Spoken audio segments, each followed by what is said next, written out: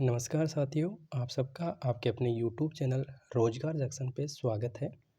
उम्मीद है आप सभी का स्वास्थ्य काफ़ी अच्छा होगा और आप काफ़ी अच्छे से पढ़ रहे होंगे। दोस्तों, आज हम ग्रेड 3 टीचर की 8वें पे कमीशन के अकॉर्डिंग कितनी सैलरी बनने वाली है, इसको डिस्कस करेंगे। आने वाले वीडियो में हम राजस्थान से जितनी भी भर्तियाँ होती हैं, उन सभी की सैलरी को एक एक वीडियो के माध्यम से डिस्कस करेंगे। तो आप हमारे यूट्यूब चैनल पर नए हैं तो चैनल को सब्सक्राइब करें और बेल के आइकन को ज़रूर प्रेस करें ताकि आने वाले सभी वीडियोज़ के नोटिफिकेशन आपको मिलते रहें। इसी के साथ अगर आपने अभी तक हमारे यूट्यूब चैनल को सब्सक्राइब नहीं किया है तो आप हमारी यूट्यूब चैनल को भी ज्वाइन कर सकते हैं। यहाँ पर आप राजस्थान से संबंधित सभी भर्तियों के नोट्स, पीडीएफ और पिछली जो बुक्स हैं बोर्ड की, वो बुक यहाँ पे आपको पीडीएफ के रूप में मिल जाएंगी। यहाँ से इनको आप डाउनलोड करके प्रिंट करवा सकते हैं और अपनी तैयारी को और बेहतर बना सकते हैं। तो इन सभी की लिंक आपको डिस्क्रिप्शन बॉक्स में और कमेंट में भी आपको पिन कर रखी है, तो वहाँ से आप इनको ज्वाइन कर सकते हैं। तो चलिए अपन अपने सबसे इंटरेस्टिंग टॉपिक की ओर लौटते हैं। देखिए दोस्तों, इस वीडियो को आपको बहुत ही सुकून के साथ देखना चाहिए क्योंकि ये एक सपना होता है। इंसान सैलरी के लिए ही भागता है, तो ये एक सबसे एक आनंद के साथ आपको देखना चाहिए। दोस्तों, अगर हम वर्तमान स्थिति की बात करें तो जो आपकी ग्रेड 3 टीचर होता है वो 33,800 रुपये में उसका बेसिक पे होता है और उसका जो पे लेवल होता है वो 10 होता है और ग्रेड पे हम बोलते हैं कि 3600 ग्रेड पे। वैसे ग्रुप सी के अंदर इनको काउंट किया जाता है, पर आपका जैसे प्रमोशन हो जाएगा तो आप ग्रुप बी में चले जाएंगे।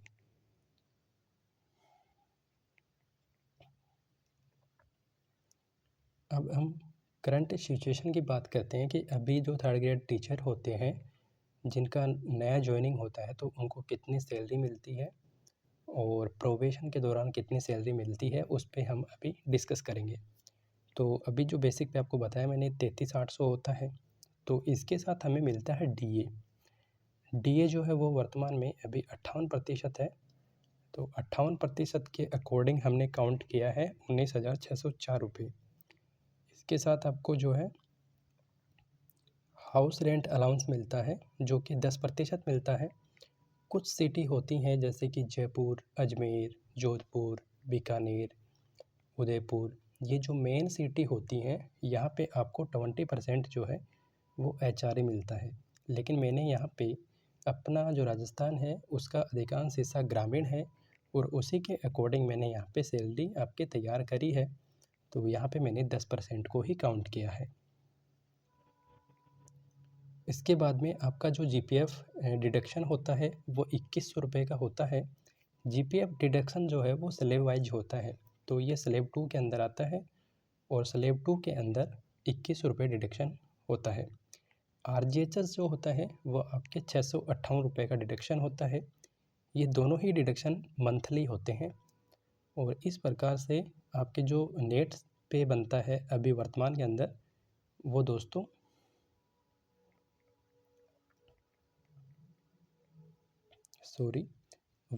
आपका 53,926 रुपये बनता है। आपको पता है कि जो प्रोबेशन पीरियड होता है उसके अंदर हमें बेसिक पे का 70% जो है वो मिलता है। तो अभी आपका प्रोबेशन के अंदर 23,660 रुपये मिलते हैं और उसमें से ये जो ऊपर के जीपीएफ और आरजीएसएस डिडक्शन है ये निकाल दिए जाएँ तो आपके 21,000 रुपये आपको जो है 21,000 कुछ रुपये आपके अकाउंट में आपको पे होते हैं। अब देखिए दोस्तों, जो 8वां पे कमीशन है, ये 8वां पे कमीशन 1 जनवरी 2026 से लागू हो चुका है। ठीक है, इस चीज़ को लेके काफ़ी लोग जो है वो विरोधाभास में होंगे कि अभी तो इसकी घोषणा नहीं हुई है। देखिए दोस्तों, जो 7वां पे कमीशन था उसका जो कार्यकाल था वो 31 दिसंबर 2025 को समाप्त हो चुका है। तो वर्तमान में जो पे कमीशन है वो 8वां पे कमीशन जो है वो 1 जनवरी 2026 से चल रहा है। लेकिन इस पे कमीशन में जो भी प्रावधान किए जाएंगे वो प्रावधान लगभग 2027 में लागू होंगे। तो 2027 में जब वो प्रावधान लागू होंगे तो पीछे का जो 1.5 साल का या फिर जो 1 साल का आपको एरियर के रूप में पैसा मिल जाएगा जो भी वृद्धि हुई है। ऐसा ही 2017 में किया गया था जब छठे पे कमीशन की जगह पे 7वां पे कमीशन लगा था। तो ये चीज़ आपको ध्यान में रखनी है। अब यहाँ पे 2 चीज़ें निकल के आती हैं। कुछ जो लोग कहते हैं कि जो 8वां पे कमीशन है उसमें मिनिमम जो है वो 1.95 फैक्टर लागू होगा। ये वो लोग हैं जो कि वर्तमान स्थिति को देख रहे हैं, यानी कि इनके जो चिंतन बिंदु है उसमें 2027, 2028, 2030 तक का टाइम है कि इस समय ये महंगाई चल रही है, तो इसके अकॉर्डिंग जो फिटमेंट फैक्टर है वो 1.95 लगना चाहिए। इसके अलावा हम एक और फिटमेंट फैक्टर को डिस्कस करेंगे नीचे, और वो क्यों लागू होगा उस पर भी हम बात करेंगे। लेकिन पहले इस फिटमेंट फैक्टर को अपन डिस्कस कर लेते हैं। इस फिटमेंट फैक्टर के अकॉर्डिंग दोस्तों 66,000 रुपये आपका बेसिक पे हो जाएगा, क्योंकि हमारा जो अभी 33,800 बेसिक पे है उसको अगर हम 1.95 से मल्टीप्लाई करते हैं तो ये आपका 65,000 कुछ रुपये आता है। तो 66,000 रुपये हमने एवरेज माना है। इसमें फिर आपका HRA जो है वो 10% के अकॉर्डिंग 6600 रुपये हो जाएगा, और जो आपका DA है वो हमने 3% काउंट किया है। लास्ट टाइम जब पे कमीशन लागू हुआ था तो वहाँ तक जो DA है वो 7% पहुँच चुका था, और ऐसी सिचुएशन में जो है फिर वहाँ से 7% को DA को काउंट किया गया था।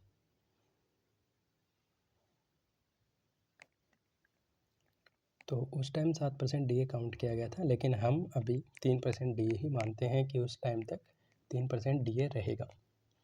तो DA आपका 1980 रुपये हो जाता है। यहाँ से फिर आपके उसी अनुपात में जो डिडक्शन है वो भी बढ़ जाएंगे। तो RGHS का डिडक्शन 7वें पे कमीशन में इस स्लैब के अंदर 658 रुपये होता था, लेकिन यहाँ पे बढ़ जाएगा और 1350 रुपये जो आपका RGHS डिडक्शन हो जाएगा। GPF डिडक्शन जो है वो 4200 रुपये होगा। ये आपके पिछले पे कमीशन में 2100 रुपये था।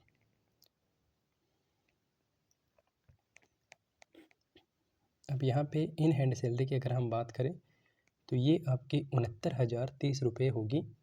और प्रोबेशन के अंदर जैसा कि अभी नियम चल रहा है 70% का, तो आपका बेसिक पे का 70% अगर हम काउंट करते हैं तो 46,200 रुपये जो है आपका प्रोबेशन के अंदर मिलेगा थर्ड ग्रेड टीचर को। इसके अलावा दोस्तों कुछ स्टेट ऐसे हैं जहाँ पे अभी प्रोबेशन के अंदर पूरी सैलरी देने का प्रावधान किया जा रहा है, और सेंट्रल गवर्नमेंट के अंदर जितनी भी नौकरी होती हैं उन सब के अंदर प्रोबेशन के दौरान, प्रोबेशन पीरियड वहाँ पे भी 2 साल का होता है, लेकिन वहाँ पे किसी भी प्रकार की सैलरी में डिडक्शन नहीं होता है। वहाँ पे सैलरी के साथ DA HRA सब कुछ मिलता है प्रोबेशन के दौरान भी, लेकिन अपने यहाँ पे जो बेसिक पे का 70% मिलता है। अब हम दूसरी सिचुएशन की बात करते हैं। जो लोग ये बोलते हैं कि जब भी पे कमीशन निर्धारित किया जाता है तो वो आने वाले 10 साल के लिए निर्धारित किया जाता है। तो जो लोग पिछले 3-4 साल को देख रहे हैं, जो कि आगामी 3-4 साल हैं, उनको देखकर निर्धारित कर रहे हैं कि 1.95, तो वहीं ये वो लोग हैं जो कि इमेजिन कर रहे हैं कि 2031 में, 2032-33 में महंगाई कितनी होगी, 2035 में महंगाई का स्तर क्या होगा, उस चीज़ को ये लोग अपने दिमाग में रख कर ये फिटमेंट फैक्टर दे रहे हैं, और इनकी बात सही भी है। क्योंकि दोस्तों बेसिक जो आपका ये 8वां पे कमीशन है ये 2026 से लेके 36 तक निर्धारित किया जाएगा।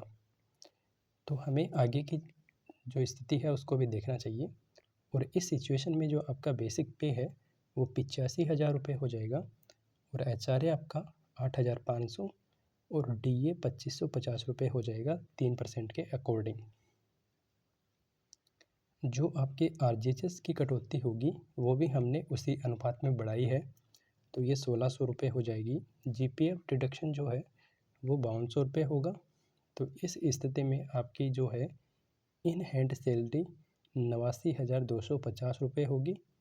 और प्रोबेशन के दौरान अगर यही 70% का रोल रहता है तो आपकी जो सैलरी है वो 59,500 रुपये होगी।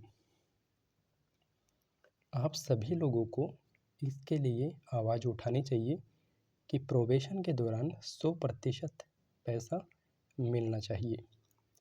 उम्मीद करता हूँ ये वीडियो आपको कैसा लगा है ये आप कमेंट बॉक्स में ज़रूर बताएंगे, और आपके अकॉर्डिंग फिटमेंट फैक्टर कितना होना चाहिए और आपको इसके अतिरिक्त किस जॉब के लिए जो है वो 8वें पे कमीशन के अकॉर्डिंग सैलरी का वीडियो चाहिए, वो भी आप कमेंट करें।